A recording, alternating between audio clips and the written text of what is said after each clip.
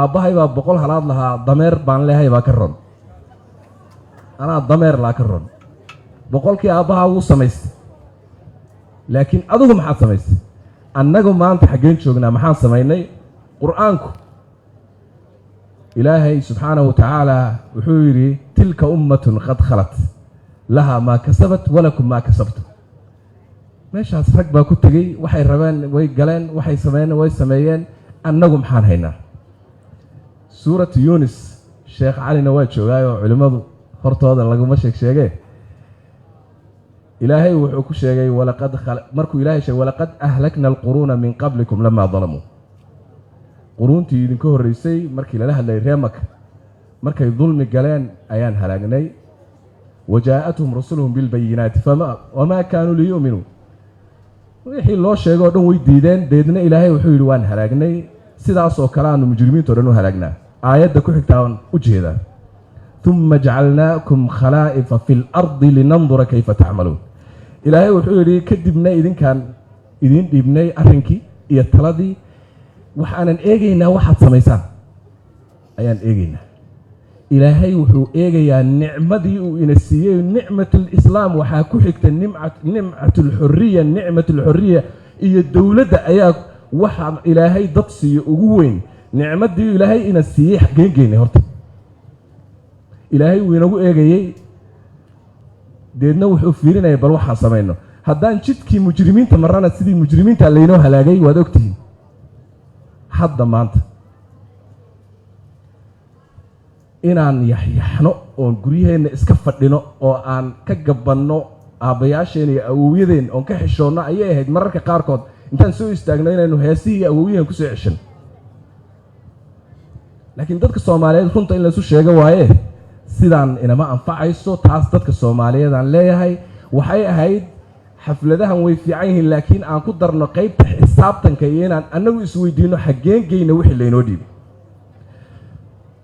wixii laynoo dhiibay waa ninka waxaa sheegay saaxiibkay saalax baa sheegay ninkii qarankan soo tababartay ee awowyadiis u dhiibteen inuu diyaaradaha dalka ku difaaco ciidanka cirka laga dhigtay caawa xaggee joogaa maanta xaggee buu usii jeedaa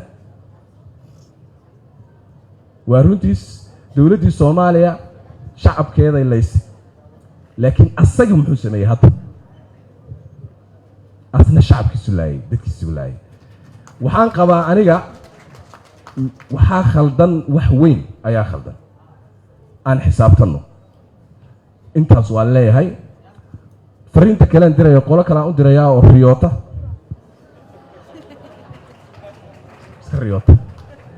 qolaan riyootay waxay dhaheen taariikh baa naga khaldantay taarikhda ansaxayna waxaan recorrection ku samaynaynaa historyga uu naga khaldamay marka taarikhda ansaxayna qoladaas waxaan leeyahay haddii qola wax ka khaldantay oo history uu ka qaldan yahay anagu naga qaldan yahay ayaan la isdhaqdhaqaajin haddii qola wax ka maqan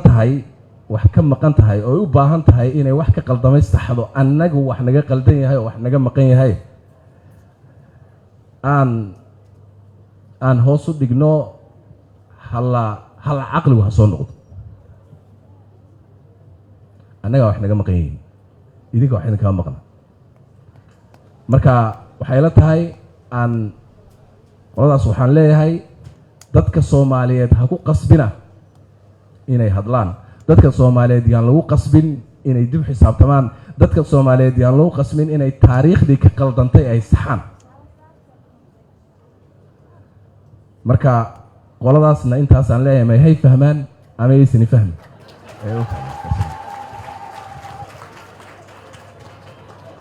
anugu soomaaliya waxaan ku soo gebagabaynayaa gabay buu ku soo gebagabeeyey iyo maanso hogaamiye firdhiye aniguna ninaan aada u jeclo oo gaariye la yidhaahdo ayaan mar walba oraahdiisa kusoo gebagabaynaya oon jeclahay inaan kusoo gebagabeeyo 64 sano ma yara waa retire waa runtii qabri in lagu jiido unbaa u dhiman qofkii intaa joogo inkastoonan aan ka cudur daaranayo dadka qaarkood oo weli yaryar laakiin meesha fadhiya waxay la tahay qof 64 sano jira qofkaas عقلي ومدنا دا ومدنا قور وعقلي يسسو ومدنا بسيل ومدنا وحي وحليو كسب وهلي وحولي مركا هدان جوجا كو كوردا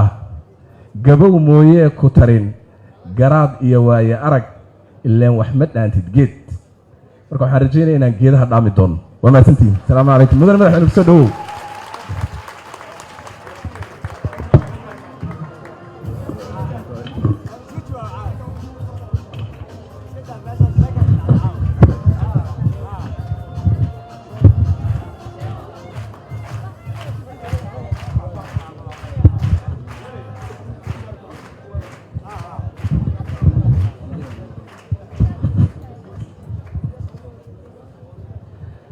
بسم الله الحمد لله والصلاة والسلام على رسول الله. السلام عليكم ورحمة الله وبركاته. هذا الذي ماشي كوابونا إن بدن مدحدي إيه مسؤولينتي إيجوري أيايري هدي لو شيء لها حكمة يسوعان يهدي لو شيء لها الصومالي آدي أسرية انتبه انتي إيجوري سأياتري dhammaan waxay yiraahdeen waa wax noo dhahan waanu ku mahadsan yihiin sida loo sheegay taariikh waxaan rabaa bas ra'iisul wasaare Xamza iyo maxaan ku raraa ra'iisul wasaare ku-xigeenka iyo 60kii annaga joogna waan sii joognaa waliye aniga iyo Bashiir Goobe iyo meesha dad badanaa joogo 60kii joogay inkastoo la yaryaray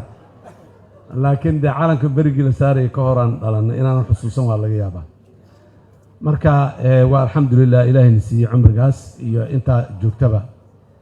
waxaan rabaa maanta iyo caawa taariikhdeedii Soomaali kuma yara waa in badan caawana waa laga hadlay weligeedna waa laga soo hadlay waxaan rabaa si gaar ah inaan xuso dowladnimadu marka ay xumaato waxa ay dhashaa waa waxa caawa dhan laga hadlay tabashooyin aan dhammaan 30 iyo dhowr sano marayo oo qaarkood ka sii horreeyeen oo laga yaabo 60ka iyo dhowrka sano xortanahay inay marayaan iyo wax lamida ayaa ka dhasha laakiin haddana xigmadda saxda ah waxay tahay shalay lama noolaan karo wixii shalay dhacay wixii duruuftii dhacday xumaantii xanuunkii maxaan ku raadaya haddii mar walba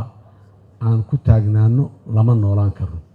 Soomaalidana waa tii ku maamaahi jirtay waliba dadka reer koonfurka xasuustaa ma xiriirsho qof xusuusanayo go'aanayo tabanaya wixii shalay dhacay sanadkii hore dhacay maxaan ku raadaya aabii intuu noolaa ama awowii noolaa dhacay ee looga sheekeeyay tabanayo mar walba waxa dhaafa waxa soo socda بريا دافت لأن بريدي وكفكر لها محاسوبا الدنيا ده هرم مرتي أو ضنا والدنيا ده بري كفكرتي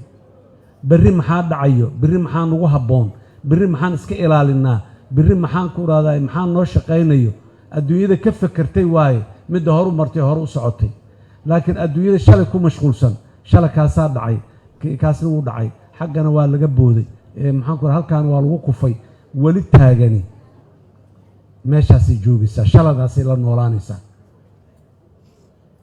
waxaan rabaa dadka Soomaaliyeed walaalaha meel kastoo ay joogaan iyo si kastoo ay u nool yihiinba walaalayaan berri aan ka fikirna ayaanan ku habsaamin shalay yaanan ku habsaamin shalay wax ka barashay leedahay shalay waayo aragnimo ka qaadashay leedahay shalay boogihii dhacay in la cayimo oo la ogaado oo maanta la dhayo ayay leedahay barina in laga fakiray leedahay si wixii shalay dhacay oo kale aanay u dhici lahayn wax u dhow aanay u dhici lahayn inaan ka fakarno ayaan u baahannahay berri aan ka fikirno adduunyaduna saasi u kala qaybsantay mid shalay la nool iyo mid berri ku nool oo berri ka fakirtay waxaan rabnaa inaan noqono kuwa berri ku nool oo berri ka fakarayo oo sidii shalay wixii nagu dhacay berri aan inoogu dhici lahayn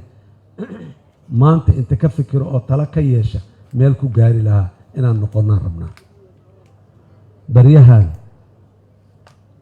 walaalaha waqooyiga degan ee aan mar walba sheego sharaf iyo karaamo iyo mudnaan inay ku leeyihiin xuska maanta aan joogno iyo calanka buluugga ah sharaf iyo karaamo inay ku leeyihiin iyo taariikh inay ku leeyihiin weligeen waan xusi jirnay waan xusnaa maantana waa xusaynaa libteeda iyo abaalkeeda ayagaa iskale ummadda Soomaaliyeedna way u haysaa laakiin waxaan rabnaa dee wanaaggii sidaa ahaa wanaag in lagu sii daro ee wanaag darro aanan looga talinaan rabnaa baryahan waxaan maqlayay waxaa jiro dad aan u bixiyey dadkii yowmul qiyaamaha afka qalaad ama ingiriis lagu yiraahdo the doomsday people dadka balaayada inta balaaya ka soo duntay intana balaaya ka soo butaacday walax xumaa soo socda waa la jabay waa la hoogay waa laga dhacay kuwa yiraaho waa dadka aan u bixin dadka yowmul qiyaamaha wax kala ma hayaan yowmul qiyaamaha markuu dhacayo cabsi badan iyo argagax badan iyo dhibaato badan inay jirtaan loo sheegaa marka laga gudbana xisaabtan iyo kala gudub oo la kala leexdo laakiin saacadaas inay saacad xanuun badan oo ciriiri ah ay tahay marka dadka adduunyadan korkeeda maanta nolosha inay ku hayaan rabo kaanama iyadoo yowmul qiyaamihii dhacayo kale oo balaayada un dadka u sheega waxaan leeyahay meel walbayna joogaan meel walba oo dalka Soomaaliya dibadda Soomaaliya meel walba Soomaaliya jooga dad ka mid ah waxaas yaa oo aqalliyaad oo tiro yar ayaa waxaa la taagan idaacadaha la taagan social media la taagan goobaha la taagan qabaa'ilka dhexdooda la taagan waxaas la taagan waxaa ka mid ah kuwa dunida maanta nool ee caalamka ah waxa ay noo ogolaatay iyo qadarinta iyo ictiraafka iyo wanaagga iyo maxaan ku raada xushmada aan ka mutaysanay maanta kuwa ayagu aan ogolayn oo Soomaaligana ah haddii la yiri maxaan ku raadaay waa maxay micnaheeda marka la cunaqabatayto hubka dawladda Soomaaliya waa laga qaaday macnaheedu waxa waaye dawlad mas'uul ah ayaa dalka Soomaaliya ka jirta waay waa maxay marka la yiraahdo deynti waa laga cafiyay Soomaaliya micnaheedu waa ictiraaf dawlad shaqaynayso instrumentskii ama aaliyaadkii dawladnimadu ay u shaqaynayaan ayaa dalka Soomaaliya ka jirta waay waa maxay markana la yiraahdo nala ogolaado nala aqbalo ku soo biira suuqa dhaqaalaha ee bariga Afrika ee 7 wadan iyo 200 milyan oo qofood ay ku midaysan yihiin walaalayaal nagu soo biira markana la yiraahdo maxay tahay macnaheeda dad naafac ah oo wax anfacaya oo wax lagu darsado waxna ku soo biiri kara dadka ayaa tihiin waay ictiraaf aqoonsi aqbalaad waay waa maxay marka maanta sida hadda halkan hogaamiye Firdhiyo uga dhawaajiyay iyo dad kale oo madaxa degmooyin badan oo 17 sano waqti ah iskuulna aan ka furnayn imtixaanna aan lagu qaadi jirin maanta shahaadadii dugsiga sare imtixaankeedii iyo shahaadadii dugsiga dhexe in loo fadhiyo kumanaan kun oo arday ah maanta in ceel dheer imtixaankii dugsiga sare laga qaadayo oo aadan yabaa laga qaadayo oo baxda laga qaadayo oo maxaan ku yiraahdaa xarad yani you name it degmooyinkii shalay maxaa argagixisada iyo khawaarijtu ay hayeen oo dugsi iska dhaafay dugsi quraanka xataa ay ka xireen in imtixaankii dugsiga sare maanta laga qaadayo degmo kasta oo dalka Soomaaliya ku taalo marka laga reebo degmooyinka yar ee farakutiriska ah ee ay maxaan ku yiraahdaa khawaarijtu wali nooga dambeeyaan dhammaan imtixaanka waa laga qaaday dawladda Soomaaliya inta qaaday imtixaankii iyo kormeerayaashiisii ayay geysay ee ay joogtaa oo amnigii imtixaanka la sugay ayaa loo fadhiyaa la qaadaya kuwa aan arkaynin wanaagaas iyo hor u socodkaas Soomaaliya iyo ummadda Soomaaliyeed inay hor u socotay kuwa aan arkayn baabuurka magaalada Muqdisho maanta ka baxa 800-900 kilomitir oo nabada argagixis aanay joogin khawaarij ka talinaynin isbaaro iyo maxaan ka tuug jidka u taagan aanu jirin marayo ee tagay aan u jeedin kuwa heybadaasi ay noolaa adduunka dhan la aqbalay aan u jeedin waa la hoogay shabaabaa dhulkii dib u qabsaday degmo ka mida degmooyinkii shabaab laga xoreeyey oo shabaab dib u qabsaday ma jirto meel foronti oo macraka ama goob dagaal oo la isku riixayo marna xagga la isku soo riixa marna xagga la isku riixay waxay ka mid tahay dabeecadaha dagaalkii ka mid tahay dagaalku waa socdaa xoreyntu waa socotaa ilaahay idinkiis weyna dhamaan wax kasta oo bilow xoreyntaani way soo bilaabatay wax kasta oo bilow lana dhamaaday leeyihiin meel ay ku dhamaatay leedahay wayna soo dhamaanaysaa dibna loo qabsan maayo khawaarijta meel laga saaray haddii alla yidhaah kuwa aanu macno ugu fadhiyin wiilasheennii dhiiranaa ee dhiiggooda u daadiyey maanta in ardaygaa soomaaliyeed ee baxda imtixaanka ku galayo inuu imtixaan ku gala meeshaa asoo dareemayo xurriyad iyo maxaanku ihahday inuu xor yahay iyo cabsi la-aan dareemayo uu ku galo kuwa aanay macno u samaynaynin ee aan maalinna ka hadlin shabaab ha la iska celiyo shabaab dalka aan ka dhacsanno war shabaab aan iska kicinno ninka aan maalin ka hadlin ninka aan maalinna aanan bogaadinoon jeclaysaninoon ummadda soomaaliyeed hambalyeeninoon dhihin guulaan gaarnay adduunyadiina meeshii aan xaqa u lahaynay ayaan ku noqonnay waa maxay micnaheeda in 15 kursi ee UN Security Councilka ka tirsan inaan fariisanno Soomaaliya ay fariisato micnaha ay leedahay ma dhadhami karnaa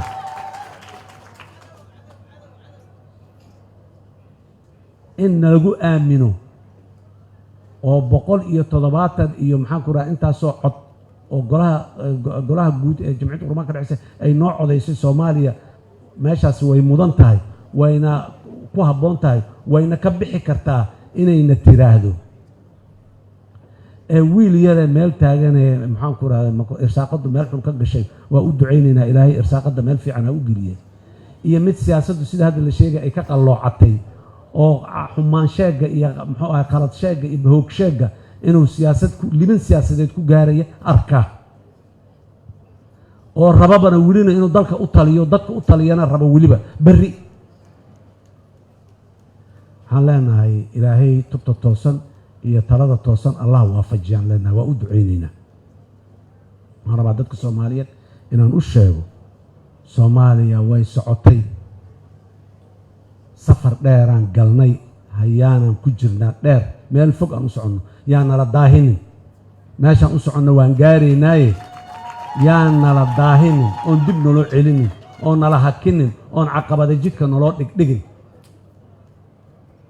dalkani dictatoriyad waa soo maray waxaan maanta la il darannahay waa dictatoriyad waaye uma noqon karto mana u noqonayso ilaahay idankiisa tallaab kastoon qaadna iyo fikir kastoo siyaasadeed aan qabnana dictatoriyada sidii ay dalkan ugu soo noqon lahayn waaye isuma talisa laakiin ma ahaanayno kuwa aan isu talin oo aan isqaba karin oo aan xumaha iska celi karin oo samaha aanan ku dagaalami karin ma noqonayno kuwa cabsada oo haddaad waxa san sheegto oo haddaad tallaabta san aad qaado hebelaa xagga ka qaylinayo reer hebelaa xagga ka qaylinayo qaaqle hebelaa muxuu ahay xagga social media ka qaylinayo iyo hebelyow ku eedin reer hebelyey ku eedin armaa muxuu ahay eedowdaa war barriyaad mas-uuliyadda ka tegi doontaaye maxaan ku ihahdaa eedyaanay ku raacin waxa saxda ah marka aad samayso ayaad berri karaamo iyo sharaf leedahay karaamo iyo sharaf ku malihid waxa saxda ah ama waxasan inaad ka gabato oo waa la qaylinayaa waa la buuqayaa xaggaa laga dhacayaa hebelaa qaylinayo reer hebelaa qaylinayo inaad tiraadid ood ka gabato waxa saxda ah sharaf iyo karaamo ku yeeli maysid sharaf iyo karaamo adduunyo iyo wanaag aakhira intaba waxay ku jiraan waxa saxda ah inaad ku adkaysato waana lagu qayliyaa waana lagu buuqaa waxba taariikhdaa sheegi doonto Soomaaliya qofka waxa saxa u sameeyay meeshii uu joogo talada ka lahaa maalinta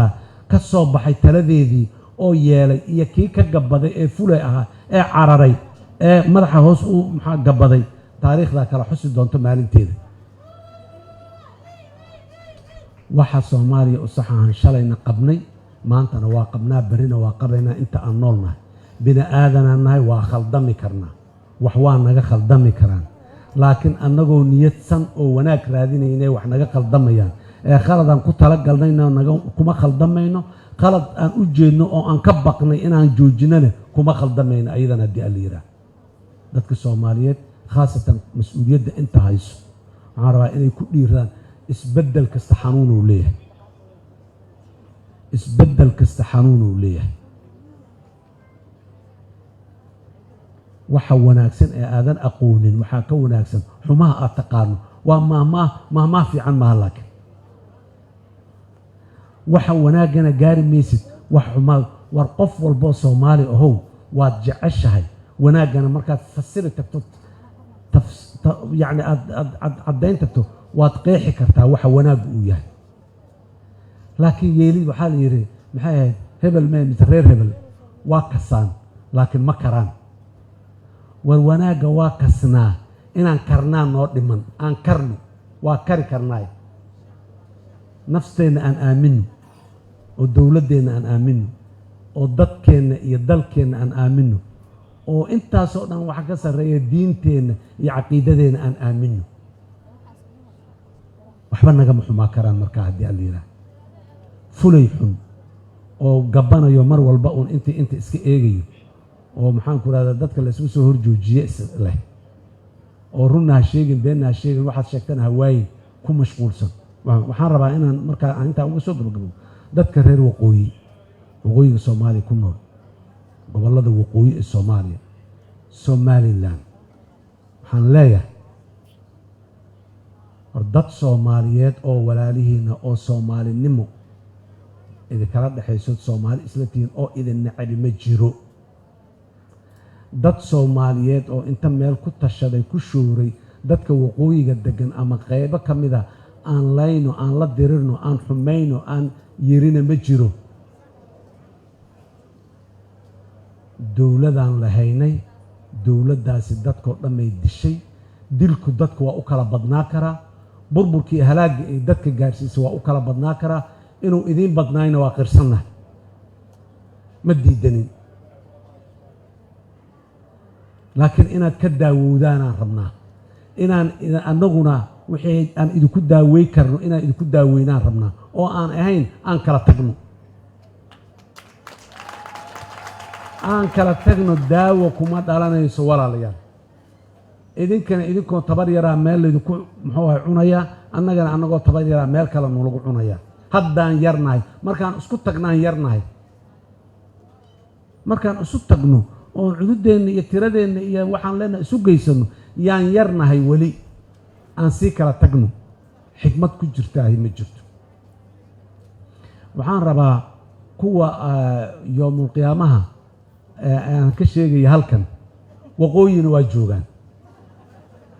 ayagana sidoo kale muxuu ahay balaayo iyo wixii dhacay iyo burburkii shalay iyo xumaanta nala damacsan yahay iyo kan iyo waxa xagga jooga waa dulli iyo niman waaweyn oo mas-uuliyaho waa reer hebel waa addoommo waxaas waa kuwa aan sheegayo maxaanku raha duumisdayga ka hadlo waay laakiin hal midaan soo qaadaya oo aan idhibtay oo aan ila qumanayn saxna aan ahayn saxna ma aha waa kuwa yidhi somalilan ama waqooyiga soomaaliya dhulka ku yaal iyo badda ku taallo annagu inaan bixinno ama muxuu ahay maamulka somalilan uu bixiyo ayuu diidan yahay xasan sheekho isagaa raba inuu bixiyo waa beenlow nin dhintay iyo nin dheerow markhaati u qabsadaahaa la yidhi shalay berbere markii la bixinayey ma annagaa bixinay aan bixinno la-aantiin lama bixi karo miyaan dhahnay inta la qaybiyey sow xabashida maanta na haysato oo dhulka inay nus naga boobta rabtaa sow qayb lagama siin soomaali annagoo ah miyaa nalaga xusayoo wax nalaga siiyey miyaan dacwoonayoon eegteennayoon qaylinayoon waxaynay berbero waa dekad soomaaliyeed ummadda soomaaliyeeda iska leh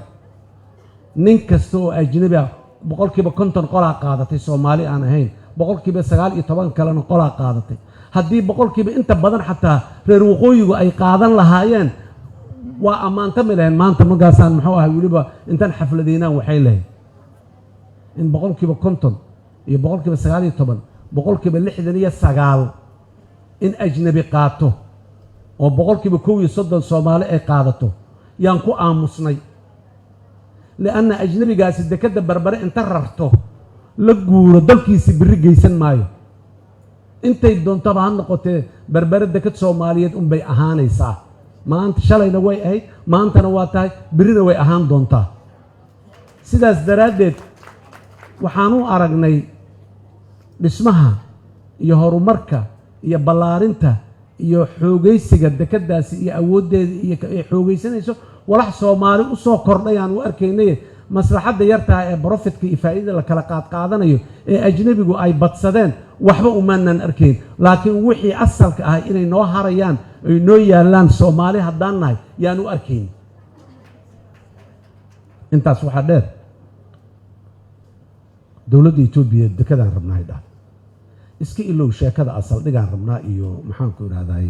ciidan saldhig badan rabnaa iyo sheekada iska ilow shalana ma dhicin maantana ma dhacayso berrina ma dhici doonto xataa annaga dhan haddaan tagno kuwa dabo naga imaan doona xataa kama suurawdo ma dhacayso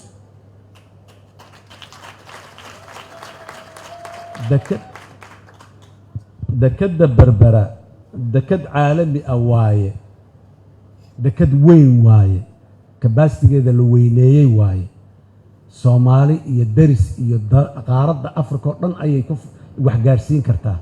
badeecadeeda halkan ay soo gaartaa ay timaada xarabna marka in la yiraahdo dadka Soomaaliyeed ee waqooyiga Soomaaliyeed waxaan u sheegaynaa mushkiladeena badal la saxiixaya iyo ganacsiga la galaya ma aha mushkiladeena waxa waaye dhulka waana laga qaadanaya waana laga tagaya mana ogolin waxaan diidanahay waa in dhul naga tagaay mitir ha aado shalana badda tagaysa markii la yiri waa diidnay maantana dhulka qayb tagay hadii la waa diideynaa ma ogolaanayno waxaan diidanahay waa taas reer waqooyi ama Muuse Biixi waxa saxiixo maya ana saxiixayo Xasan Sheekh oo Muqdisho jooga ma ahan yaan leedinku khaldin walaalayaal dhulka nagama tegi karo war dhul ma lama bixiyo war dhul nama anfaco maanta waliba aan xoogaa tabar darannahay nama anfaco kama hadli karna dhul bari anagoo xoog la hataan ka hadlayna xataa Allah na gaarsiyo maanta dhulka ma hadli karno dhulka maanta naga tagaane dib noogu soo noqon maayo waa taariikh wax hore u dhacay waxaan rabnaa dadka Soomaaliyeed meel kastoo joogaan waxaan leeyahay hambalyo sanad guurada 64aad waxaan rajaynaynaa 60kii iyo spiritkii 60kii jiray iyo wanaagii iyo midnimadii inay noo soo noqoto wax kasta qiimi kasta oo ay leedahay midnimadaas ku soo noqon karto waa naga diyaar dhiig haddii loo daadinayo waa naga diyaar waan haddii laga galayo waa ka soo galnay welina diyaaraan u nahay darajo iyo maqaam haddii loo hurayo diyaaraan u nahay inaan u hurno kuwa aan fadhino iyo kuraasta aan ku fadhino dhan inaan uga kacno midnimada daraaddeed diyaaraan u nahay waxa ka soo hara laakiin yaana nalagu maaweelin waqtina nalooga qaadin mar kale iyo mar kale ummadda Soomaaliyeed meel kastoo joogto ciid wanaagsan hambalyo dhammaan ummadda Soomaaliyeed sanadkan iyo sanado kale badan nabad iyo wanaag iyo guul iyo geesinimo aan ku gaarno aad iyo aad ayaa u mahadsantihiin wassalaamu calaykum waraxmatullaahi wabarakaatuh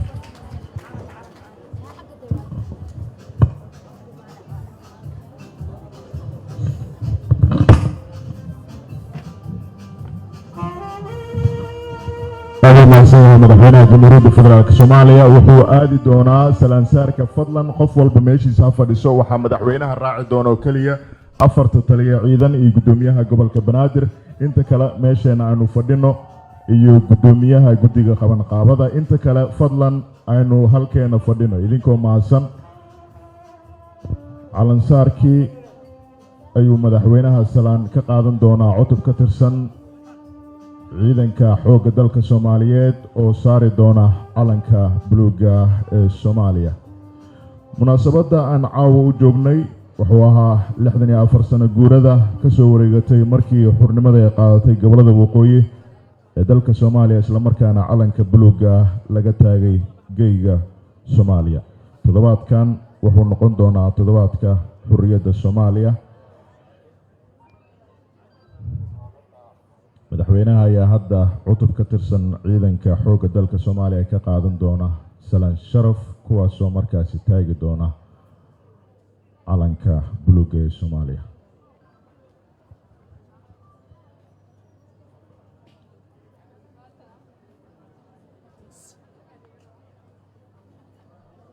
saacaddu waxay hadda gaartay 12. Sheekh Maxamuud ayaa salaan wuxuu ka qaadanayaa qaar ka tirsan cutubiyada ciidamada qalabka sida waxaana uu gordhow samayn doonaa madaxweynuhu calan sudhka. madaxweynaha xasan sheekh maxamuud ayaa waxa salaan uu ka qaatay qaar ka mid ah ciidamada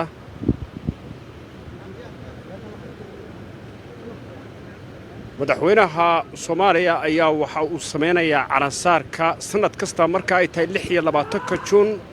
calanka ayaa la sudhaa waana 1960kii markii calanka la sudhay magaalada Hargeysa 26 Juun. heesta madaxweynaha ayaa sidaa u jeedaan daawadayaal wuxuu qaadanayaa salaan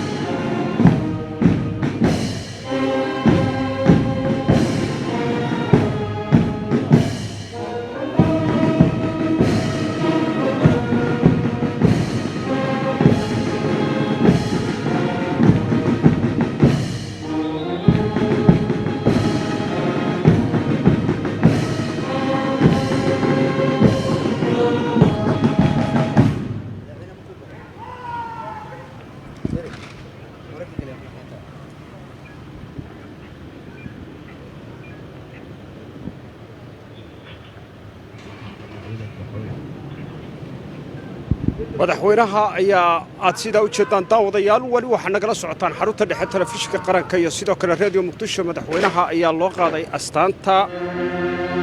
calanka